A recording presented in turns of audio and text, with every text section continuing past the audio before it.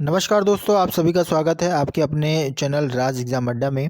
आज की क्लास जो हमारी होने वाली है वह हिंदी की क्लास रहने वाली है और हिंदी के महत्वपूर्ण प्रश्नों को आज की क्लास में हमने शामिल करा है। जिस तरीके से आयोग का पैटर्न है, लगभग उसी तरह के पेपर के सेट को हमने बनाने की कोशिश की है। चाहे आपका आगामी एग्ज़ाम उत्तराखंड पुलिस हो या फॉरेस्ट गार्ड हो या ग्रुप सी लेवल के जो भी एग्ज़ाम है, उन एग्ज़ाम के पॉइंट ऑफ व्यू से काफ़ी महत्वपूर्ण ये क्लास हमारी रहने वाली है।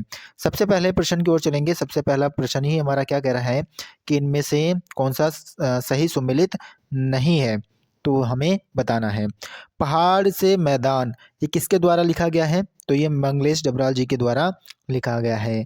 और तोड़ती पत्थर निराला जी के द्वारा। संघर्ष स्वीकार है गजानन माधव मुक्ति बोध जी के द्वारा लिखी गई है। सच है किसके द्वारा लिखी गई है? तो सच है निराला जी के द्वारा लिखी गई है। किनके द्वारा? निराला जी के द्वारा सच है। और यही सच है किसके द्वारा लिखी गई है? तो यही सच है मन्नू भंडारी जी के द्वारा लिखी गई है। ठीक है, सच है पूछेगा तो निराला जी के द्वारा, और यही सच है तो मन्नू भंडारी जी के द्वारा लिखी गई है। अगले प्रश्न की ओर चलेंगे। अगला प्रश्न हमारा क्या कह रहा है कि अधिसूचना के संबंध में कौन सा कथन गलत है? अधिसूचना के संबंध में कौन सा कथन गलत है, यह हमें बताना है। तो इसे विज्ञप्ति भी कहा जाता है, ये सही है हमारा। यह गजट में प्रकाशित होता है, ये भी सही बात है। यह राष्ट्रपति अथवा राज्यपाल की ओर से जारी की गई मानी जाती है, तो ये भी हमारा क्या सही है। तो ऑप्शन नंबर ए जो होगा, इनमें प्रेषक का उल्लेख होता है, तो ये कैसा कथन हो जाएगा? हमारा गलत हो जाएगा। तो इसका आंसर हमारा ए हो जाएगा। अधिसूचना की अगर हम बात करते हैं, अधिसूचना इसका प्रयोग सरकारी स्तर पर भारतीय गजटों में प्रकाशित सरकारी नियम, आदेश, अधिकार, किसी राजपत्रीय अधिकारी की नियुक्ति हेतु, पदोन्नति, अवकाश, स्वीकृति और उसके स्थानांतरण की सूचना को राजपत्र गजट में प्रकाशित करने के लिए प्रयोग किया जाता है। किसका? अधिसूचना का प्रयोग किया जाता है। ठीक है, तो ऑप्शन नंबर ए क्या हो जाएगा हमारा? इसका सही हो जाएगा। अगले प्रश्न की ओर चलेंगे। अगला जो हमारा प्रश्न है कि इनमें से गलत कथन का चयन करें। ठीक है, इनमें से गलत कथन का चयन करें। ठीक है, अगला प्रश्न क्या कह रहा है कि इनमें से गलत कथन का चयन करना है। पहला क्या कह रहा है? संसार का संहार करने वाला संहारक कहलाता है, सही है। अच्छा आचरण करने वाला सदाचारी कहलाता है, ये भी सही है। सुख देने वाला सुखद कहलाता है, ये भी सही हमारा।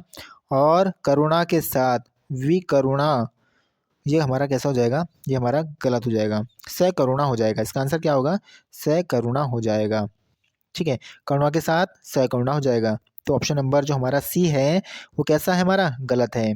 अगले प्रश्न की ओर चलेंगे। अगला है निम्नलिखित में सुमेलित नहीं है। निम्नलिखित में सुमेलित नहीं है। आधा तीतर आधा बटेर। आधा तीतर आधा बटेर क्या कहलाएगा? बेमेल कहलाएगा।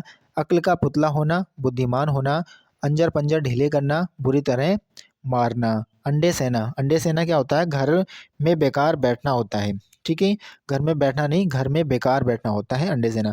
तो ऑप्शन नंबर सी क्या हो जाएगा? ऑप्शन नंबर हमारा सी सही हो जाएगा। अगले प्रश्न की ओर चलेंगे। अगला हमारा प्रश्न क्या कह रहा है?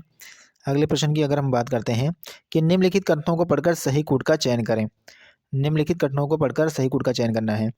कथन नंबर 1 क्या है? संयुक्त व्यंजनों को उच्छिष्ट व्यंजन भी कहा जाता है, सही है।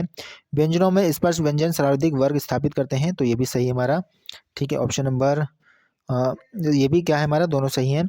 और कथन नंबर 2 क्या कह रहा है? हिंदी वर्णमाला में ध्वनियाँ दो प्रकार की होती हैं और स्वरों की सहायता से उच्चारित होने वाले वर्ण व्यंजन कहलाते हैं और स्वतंत्र रूप से उच्चारित होने वाले स्वर कहलाते हैं। तो ऑप्शन नंबर इसका क्या है? 2 सही है। तो इसका आंसर क्या हो जाएगा? इसका आंसर जो हमारा होगा, आंसर नंबर सी हो जाएगा। कौन सा हो जाएगा? आंसर नंबर हमारा सी हो जाएगा। केवल कथन 2 का 1 और 2 सही है और कथन 1 का 2 सही है। ठीक है, कथन के दो जो दूसरा कथन है उसके दोनों सही हैं और कथन 1 जो है उसका क्या है? दूसरा सही है। ठीक है, ऑप्शन नंबर इसका क्या हो जाएगा? ऑप्शन नंबर इसका हमारा सी हो जाएगा। अगले क्वेश्चन की ओर चलेंगे। अगला प्रश्न क्या है? वाक्यों का वर्गीकरण मुख्यतः कितने प्रकार से किया जाता है? किसका? वाक्यों का वर्गीकरण मुख्यतः कितने प्रकार से किया जाता है? तो मुख्यतः वाक्यों का वर्गीकरण 2 प्रकार से किया जाता है। रचना के आधार पर वाक्य और अर्थ के आधार पर वाक्य। रचना के आधार पर वाक्य कितने प्रकार के होते हैं? तो 3 प्रकार के वाक्य हमें रचना के आधार पर देखने को मिलते हैं। कौन-कौन से? साधारण, जिनको सरल वाक्य, संयुक्त वाक्य, मिश्र या मिश्रित वाक्य। ये रचना के आधार पर 3 वाक्य होते हैं। अर्थ के आधार पर हमें वाक्य के भेद कितने देखने को मिलते हैं? तो अर्थ के आधार पर वाक्य के भेद हमें 8 देखने को मिलते हैं। विधि या विधानवाचक वाक्य, निषेधवाचक वाक्य, आज्ञावाचक वाक्य, प्रश्नवाचक वाक्य, संदेहवाचक वाक्य, विस्मयवाचक वाक्य, इच्छावाचक वाक्य और संकेतवाचक वाक्य। ये 8 प्रकार के जो वाक्य के भेद हैं वो अर्थ के आधार पर हैं। ठीक है? और वाक्यों का वर्गीकरण 2 प्रकार से किया जाता है। तो ये बात उम्मीद करता हूँ आप सभी के समझ में आई होगी। अगले प्रश्न की ओर चलेंगे। अगला प्रश्न है, जिस क्रिया से संचालित व्यापार का फल कर्ता को छोड़कर कर्म पर पड़ता है, उसमें कौन सी क्रिया होती है? उसमें कौन सी क्रिया हो जाएगी? सकर्मक क्रिया हो जाएगी। कौन सी? सकर्मक क्रिया हो जाएगी। जिस क्रिया से संचालित व्यापार का फल कर्ता को छोड़कर कर्म पर पड़ता है, उसे सकर्मक क्रिया कहा जाता है। अगले प्रश्न की ओर चलते हैं। अगला जो आज का प्रश्न रहेगा, इनमें से कौन सा शब्द अशुद्ध है? इनमें से कौन सा शब्द अशुद्ध है, ये हमें बताना है। तो इसमें से जो हो जाएगा पृष्ठभूमि। पृष्ठभूमि कैसा है हमारा? ये अशुद्ध शब्द है। बाकी ज्योत्सना, संतोष और शपोका, ये सभी कैसे हमारे सही शब्द हैं। अगले क्वेश्चन की ओर चलेंगे। अगला क्वेश्चन है, इनमें संयुक्त शब्द का उदाहरण नहीं है। इनमें से संयुक्त शब्द का उदाहरण नहीं है। मापतोल, डांट डपट और भूल चूक, ये कैसे हैं? संयुक्त शब्द के उदाहरण है। बाकी धीरे सिरे, ये हमारे कैसे हैं? ये संयुक्त शब्द का उदाहरण नहीं है। ऑप्शन नंबर डी हमारा क्या हो जाएगा? ऑप्शन नंबर डी हमारा आंसर हो जाएगा। अगले प्रश्न की ओर चलेंगे। अगला प्रश्न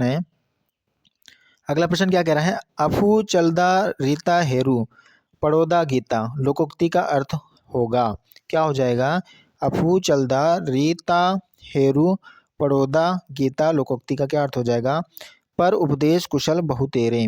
पर उपदेश कुशल बहुत तेरे। तो इसका ऑप्शन नंबर सी क्या हो जाएगा? सही हो जाएगा। अगले प्रश्न की ओर चलेंगे। अगला प्रश्न है, कौन सा विलोम युग्म सही है? कौन सा विलोम युग्म सही है, वो हमें बताना है। स्मरण का क्या हो जाएगा? विस्मरण हो जाएगा। ऑप्शन नंबर जो ए है वो कैसा हमारा सही युग्म है।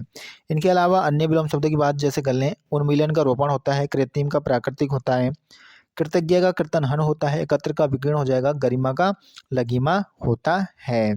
ठीक है, अगले क्वेश्चन की ओर चलेंगे। अगला क्वेश्चन हमारा है, इनमें से कौन सा सही नहीं है? इनमें से कौन सा सही नहीं है हमें बताना है। ठीक है, तो इनमें से जो सही नहीं है उसको बताना है। मैथिली में साहित्य रचनाओं का अभाव मिलता है, और ये गलत हो जाएगा हमारा। और बिहारी हिंदी की 3 बोलियां होती हैं। कितनी होती हैं बिहारी हिंदी की? 3 बोलियां होती हैं। 3 बोलियां कौन कौन सी होती हैं बिहारी में? मगही, मैथिली और भोजपुरी। ठीक है, ये 3 बोलियां हमें देखने को मिलती हैं। ठीक, ऑप्शन नंबर जो हमारा सी सही है, लेकिन एक है हमारा गलत है। तो इसका आंसर क्या हो जाएगा? 1 हो जाएगा। ठीक है, गलत पूछा गया है, तो गलत कौन सा है? 1 है हमारा। ठीक है, अगले प्रश्न की ओर चलते हैं। अगला जो हमारा प्रश्न है, इनमें से सही कथन का चयन करें। किसका? सही कथन का चयन करना है। अगला जो हमारा क्वेश्चन नंबर है 13 क्वेश्चन है, इसमें सही कथन का चयन करना है। तो सूर्यकांत त्रिपाठी निराला छायावाद के 4 स्तंभों में से एक हैं। तो ये कैसा हमारा है? ये हमारा सही है। निराला जी ने संवन व मतवाला नामक पत्रिकाओं का संपादन किया, तो ये भी सही है। तो ऑप्शन नंबर 1 और 2 दोनों ही हमारे कैसे हैं? 1 और 2 दोनों ही हमारे सही हैं। निराला जी की अगर हम बात करते हैं, किनकी? अगर निराला जी की अगर हम बात करें, निराला जी, ठीक है, सूर्यकांत त्रिपाठी निराला की बात करें, इनका जन्म कब होता है? तो 21 फरवरी 1896 को पश्चिम बंगाल में इनका जन्म हुआ। कहाँ? वेस्ट बंगाल में इनका जन्म होता है। किनका? सूर्यकांत त्रिपाठी निराला जी का। काव्य संग्रह की बात करें तो कुकुरमुत्ता, अरिमा, बेला, अनामिका, परिमल, गीतिका, नए पत्ते, ये क्या है? इनके काव्य संग्रह हैं। उपन्यास की बात करें, इंदुलेखा, अलका, अप्सरा, निरुपमा और प्रभावती, इनके क्या है? सूर्यकांत त्रिपाठी निराला जी के उपन्यास हैं ये। ठीक है, अगले प्रश्न की ओर चलते हैं। अगला जो प्रश्न हमारा है, गढ़वाली लोक कथाओं में एक बूढ़ी गरीब व विधवा पात्र के लिए प्रयुक्त शब्द है। किनकी? गढ़वाली लोक कथाओं में एक बूढ़ी गरीब व विधवा पात्र के लिए एक प्रयुक्त शब्द कौन सा हो जाएगा? तो इसका हो जाएगा कुटलेटी हो जाएगा। क्या हो जाएगा? ऑप्शन नंबर डी हमारा हो जाएगा। ऑप्शन नंबर डी क्या हो जाएगा हमारा सही आंसर हो जाएगा। अगले क्वेश्चन की ओर चलते हैं। अगला क्वेश्चन है स्वागत शब्द में कौन सी संधि है? किसमें? स्वागत शब्द में कौन सी संधि है? तो स्वागत में जो हमें देखने को संधि मिलेगी, यण संधि देखने को मिलेगी। यण संधि यानी ई उ और री के बाद असमान स्वर आते हैं तो ई जो है ये में, उ व में और ऋषि रे ले हो जाता है और इनसे बनने वाली संधि यण संधि कहलाती है। तो स्वागत में कौन सी संधि हो जाएगी? तो यण संधि हो जाएगी। किसमें? स्वागत में। ठीक है, अगले प्रश्न की ओर चलेंगे। अगला प्रश्न है इनमें से सुमेलित नहीं है। इनमें से कौन सा है जो सुमेलित नहीं है? तो अंगरखा अंगरक्षक होगा, आँख का अक्षी हो जाएगा, उत्साह का उत्साह हो जाएगा, उसका उद्दत ये गलत हो जाएगा, उसका क्या हो जाएगा? मनुष्य हो जाएगा। मनुष्य हो जाएगा किसका? उसका हो जाएगा। तो ऑप्शन नंबर डी जो हमारा क्या है? ऑप्शन नंबर डी हमारा क्या हो जाएगा? गलत हो। अगले प्रश्न की ओर चलते हैं। अगला प्रश्न जो हमारा रहने वाला है जहाँ किसी एक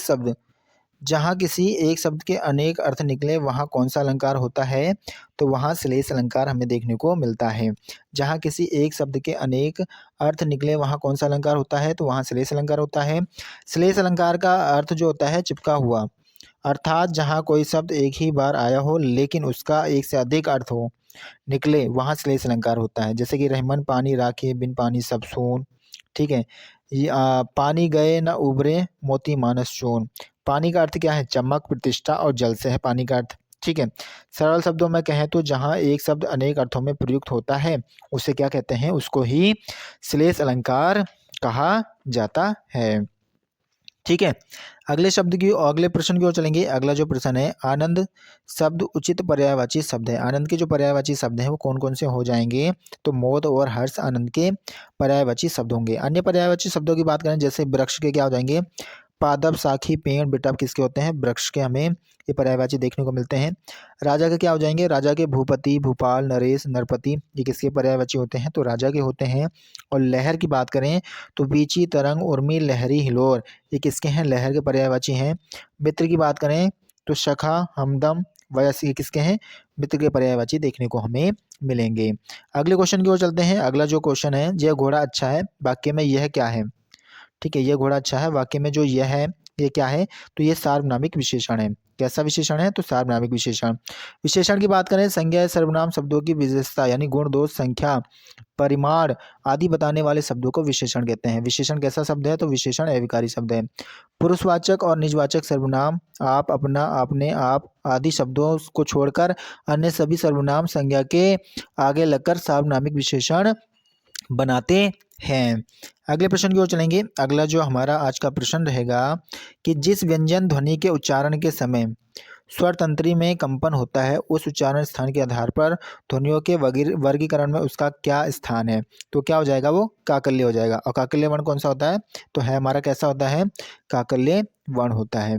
तो उम्मीद करूंगा आज की क्लास आप सभी को अच्छी लगी होगी। अगर आपको क्लास अच्छी लगी है तो चैनल को लाइक, शेयर एंड सब्सक्राइब करना ना भूलें। Thank you.